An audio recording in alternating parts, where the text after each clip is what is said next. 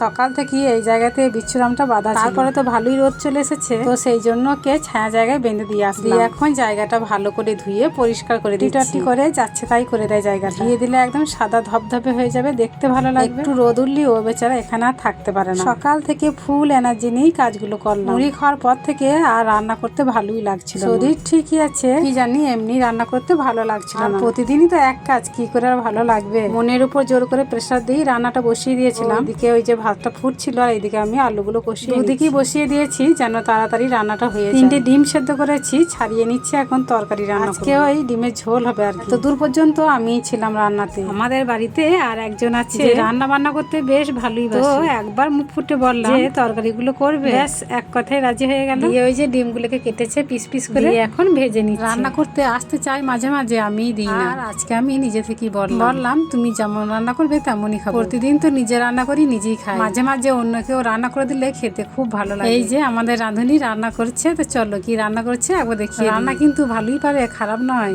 তো এইদিকে রান্না করছে ডিম সয়াবিনের রসা, দেখো কত সুন্দর করেছে। রান্নাগুলো কিন্তু খুব ভালো হয়েছে। আর এইদিকে ডিম আলু ঝোল হয়েছে। আজকে রান্না করতে ভালো লাগছে, তাই বলে কি ভাত খাবো না, ভাত খেয়েছি, বিকেলে কাজকর্মগুলো সেরেও নিয়েছি, তারপরে নিজে ফ্রেশ হয়েছি। আর এখন তো বিকেলটা অনেক বড় বেলায় ভালো লাগে, অনেকটা সময় আছে। আর শীতকালে তো শুধু দৌড়াতাম, গরম হোক আর যাই হোক, এই গরমকালই ভালো। তো বন্ধুরা টাটা।